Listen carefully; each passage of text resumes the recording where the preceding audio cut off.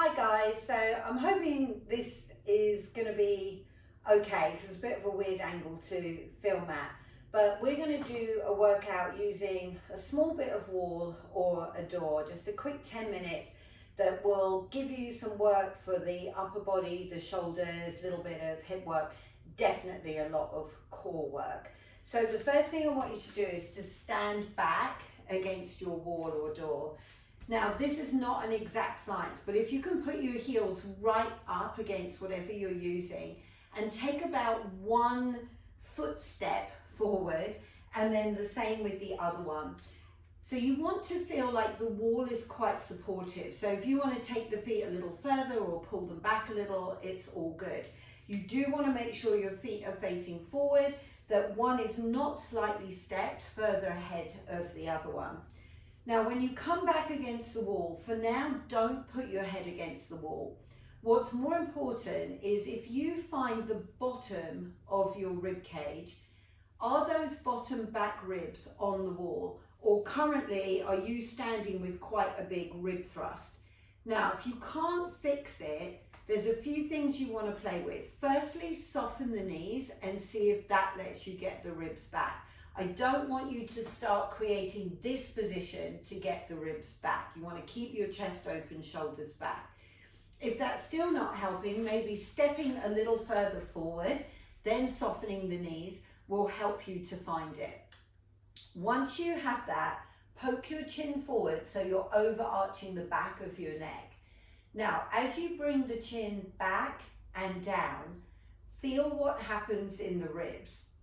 So if you can get the back of the head to the wall with the neck in this lengthened position without popping the ribs off, that's what you're going to do. If you find your head finishes so there's this space, that's fine. You could grab a pillow, but because we're going to be moving, I probably wouldn't. Just don't go for putting your head here. Bring your chin now slowly onto your chest and pause there. Drop and soften the top of your shoulders down. Now, as you roll forward, I want you to think like an escalator. Can you allow each bone to come up the wall before it peels and tips forward? And can you take your time to move through your spine so that you can feel which bones are not coming up in the chain and then tipping over? Now, initially, I want you to keep your pelvis on the wall. So this is not the biggest roll down that you could possibly give me.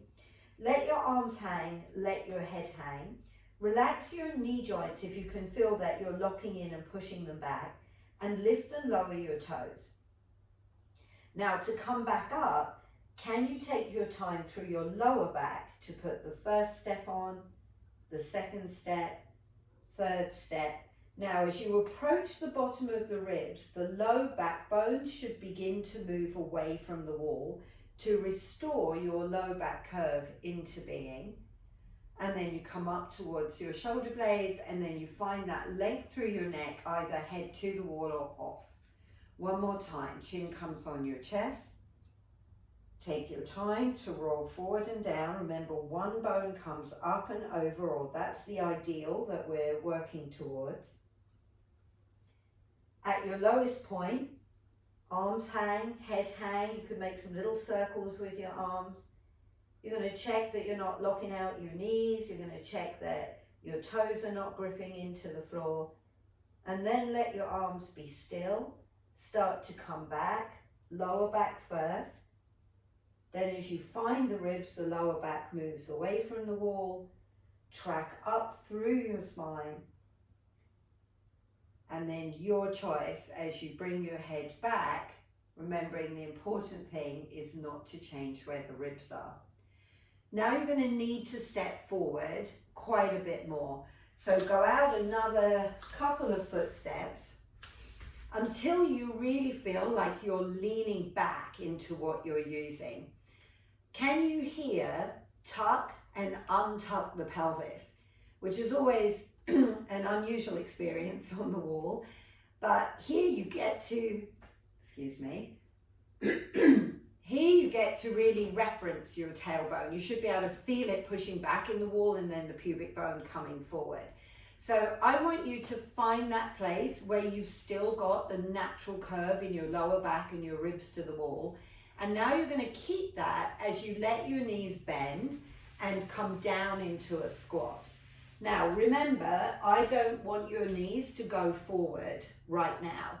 What I do want you to do is check that you're not tucking your bum under, so the weight is not really towards the top of the pelvis. If you think where the two bum cheeks meet, you want to definitely feel that band pressing back into the wall. Low back curve in place, ribs in place. Great situation to look at your knees and check, are they tracking forward? To look at your feet, are they tracking forward? And now see if you can push yourself back and up. And I do agree, it depends on the surface you're working on. Okay, let's go again. So head is ramped back, neck long. As you drop into it, the spine should be holding all of its curves, so the pelvis doesn't get to change position. There will be a just right place for you. Once you're there, knees forward, feet forward. Now, can you start to push down into that left foot really strongly? Set the intention that you are about to stand up through that leg without actually doing it, and let that work go. Do the same thing with the right leg. Push the foot down, set the intention you're about to go up, and let it go. When you go back and do it through the left leg, notice if you're starting to tuck under. Don't do that. Let it go. Right leg pushes down, and it's the heel I really want you to tune into. Now, both legs push down, and pushing through the heel, see if you can straighten yourself back up. Walk the feet back into the wall. That might be enough right there. And now I want you to turn and face toward the wall, placing your hands at shoulder height. Now, here's the thing. When we do this, we make a lot of assumptions about the flexibility of your wrist and your shoulder. So firstly, drop the top of the shoulders down. You do not need to pull your shoulder blades down. Just relax the top of the shoulder. And then notice when you drop them, did you end up with hands that were up here? Do you need to alter that? Now look at your hands. Are they pointing straight up? Or can you see there's some rotation in this line from shoulder to wrist that means your hand is doing this to some degree? What could you do to do less of that and start working back towards the ideal? Now your elbow creases should be looking up toward the ceiling. So maybe a couple of times you rotate them in and out. And then the most common thing I will see in classes is people stood like this, because it's the only way they can be arm's length from the wall. What would it take for you to stand your feet underneath your pelvis? When you do that, do you see how your elbows start to bend? It's worth taking note of that, because although we're going to use that cheat of having the legs back, you want to just pay attention to that, because then maybe some of the shoulder and upper body classes would be really worth focusing on for a bit. So from here, if you need to, you take your feet a little further back to create straight arms. Bend your elbows with the goal of bringing your forearms flat on the wall and pushing back. Now, if they won't quite get there yet, that's okay, but it's not this. No elbows to the sides, straight down to the floor. Neither is it this, where one half comes while the other half stays back, or this, where you're collapsing into your lower back.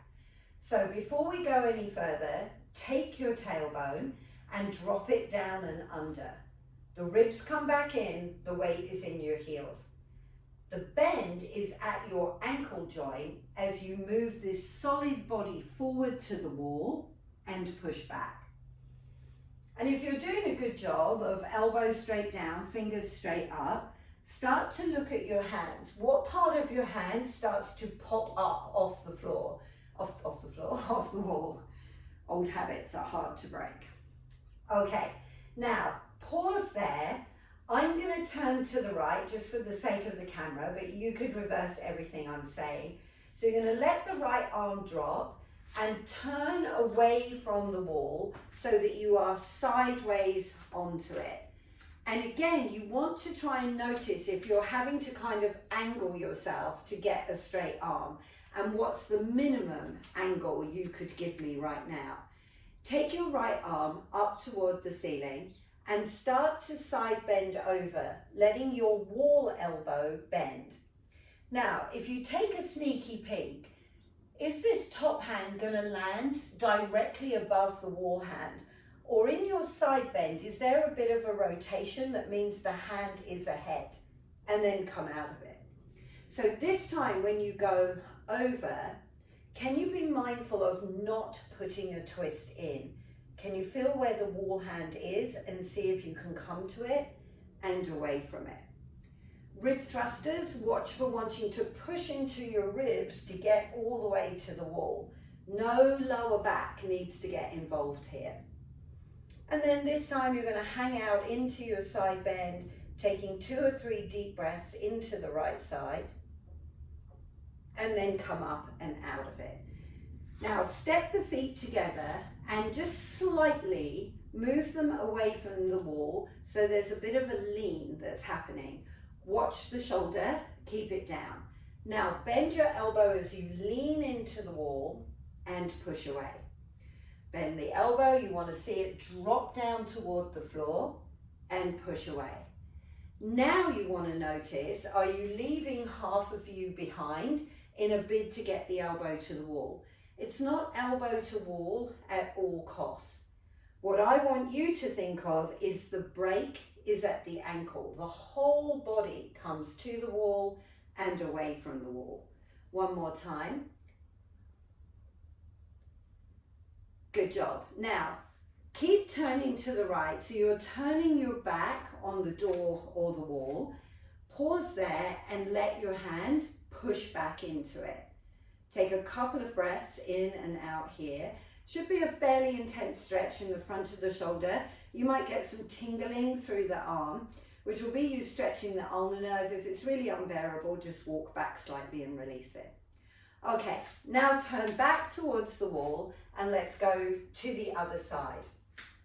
So drop your right shoulder, make sure your wrist in line with your shoulder. I like to go a little below, it just takes out any hint of a hikey shoulder. So from here, you're going to turn away from the wall and turn side onto it. Okay, check again. Right now, I want you quite upright, but with a straight arm. Left arm comes up, and now a side bend as your elbow bends to come over. Then you take a look at that hand and you see how far from being above the wall hand are you, and then come up. I nearly said floor hand. And again, go over to come up.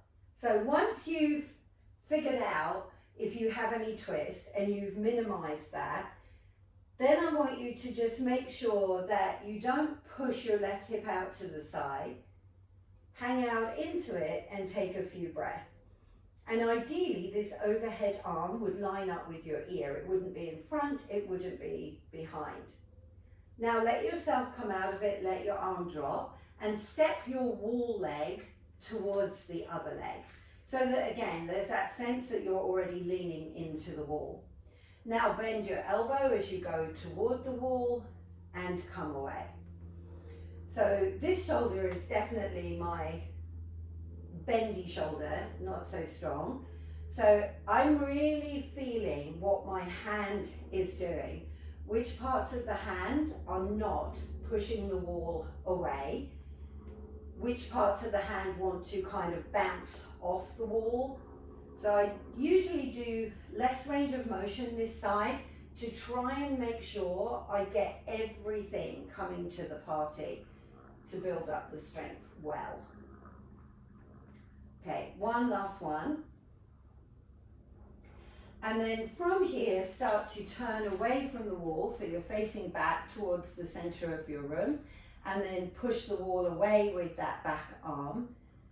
Take a few breaths in here. Might be a time to plaster a smile on your face, depending how intense the stretch is. And now turn to face the wall. So the last one in this series, we're going to bring both hands to the wall. Actually, that's a big lie, last two. So you want to get your feet as close to under you as you can, and then step your right leg back so that you're on the ball of the foot, the heel just a little bit elevated. You definitely want to get the baby toe joint down as well as the big one. Straighten out the back knee and then hop the front leg forward with a small bend into it. Now I want you to look at the wall and push it away with your hands. On the back foot, push the ball of the foot down and lift the front foot up and lower it down. Lift and lower. And that front leg doesn't need to lift high. And in fact, it's actually better if it doesn't. Notice if your back heel is doing something funky and falling out to the side. Can you really get it to look straight back behind you? One more time. And then step that foot back. So now we're on the ball of both feet. Take the other leg, right leg, step it forward, little bend in the knee. Anchor down into the ball of your left foot, open up the knee, and then lift the front leg and lower. So small lift, because I want you to keep the arms actively pushing the wall away, your foot pushing the floor down. One more time. Now take that front foot to the back foot. So effectively, you're standing in a plank position right now. So notice if there's some part of you that's dropping in. Draw the shoulders down, tuck the tail under, and pull the ribs in. Then let both elbows bend as you go to the wall and push away. Bend the elbows, go to the wall and push away. Watch for the head trying to travel really quickly. So you want to keep that length through your neck like we practiced right at the beginning of the session. Watch for the hands wanting to cup away from the wall. I just caught myself doing that. Last one. And then walk your feet forward. And that is your quick workout on the wall. Thanks for joining me, guys.